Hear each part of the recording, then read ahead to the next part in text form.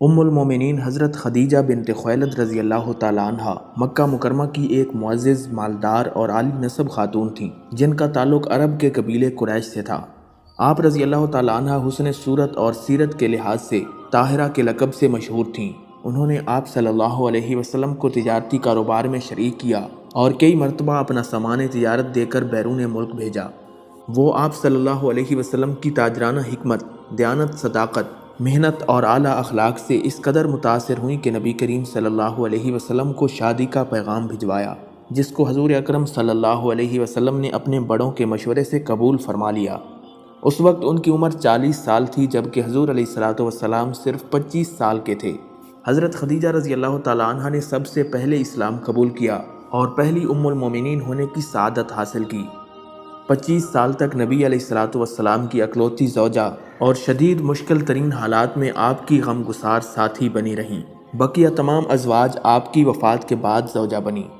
نبی علیہ الصلوۃ والسلام کی ساری اولاد حضرت خدیجہ سے پیدا ہوئی اور صرف حضرت ابراہیم حضرت ماریہ قبطیہ رضی اللہ تعالیٰ عنہ سے پیدا ہوئے تھے۔ ام المومنین حضرت خدیجہ الکبریٰ رضی اللہ تعالیٰ عنہ شادی کے بعد 25 سال تک زندہ رہیں اور 10 رمضان المبارک 10 نبوی کو انتقال فرمایا۔ اس وقت آپ کی عمر 64 سال اور 6 ماہ کے قریب تھی۔ نماز جنازہ اس وقت تک مشروع نہیں ہوئی تھی، اس لیے آپ کو نماز جنازہ کے بغیر ہی سپرد خداوند قدوس کیا گیا۔ ام المومنین حضرت خدیجہ رضی اللہ تعالیٰ عنہ کی وفات کے بعد تاریخ اسلام کا سخت ترین زمانہ شروع ہوا۔ جس سال آپ کا وصال ہوا اسی سال حضور علیہ الصلوۃ والسلام کے چچا جناب ابو طالب کا بھی انتقال ہو گیا۔ یہی وجہ تھی کہ سرکار مدینہ صلی اللہ علیہ وسلم اس سال کو عام الحزن یعنی غم کا سال فرمایا کرتے تھے۔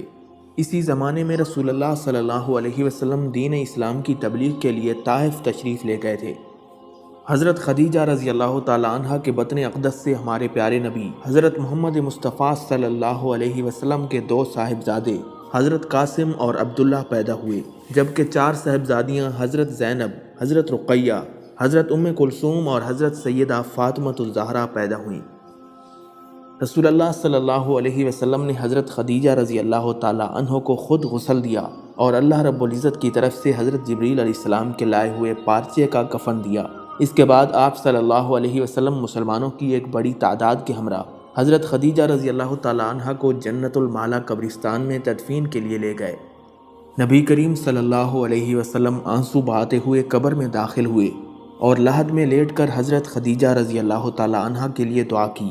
اس کے بعد اٹھے اور اپنے ہاتھوں سے اپنی شریک حیات کو لحد میں رکھ کر لحد پر ایک مضبوط پتھر رکھ دیا۔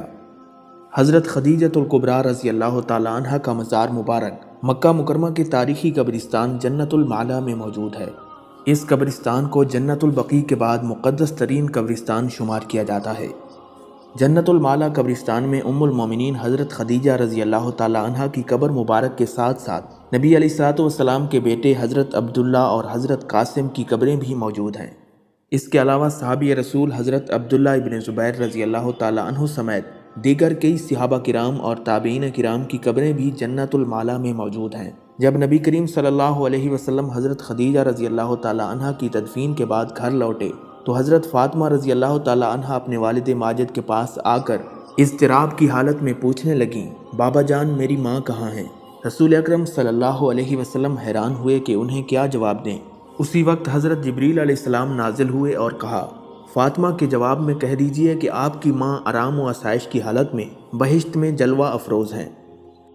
ناظرین، اسی امید کے ساتھ اجازت دیجیے کہ آپ کو ہماری ویڈیو پسند آئی ہوگی، لہٰذا ویڈیو کو لائک کریں اور چینل کو ضرور سبسکرائب کریں۔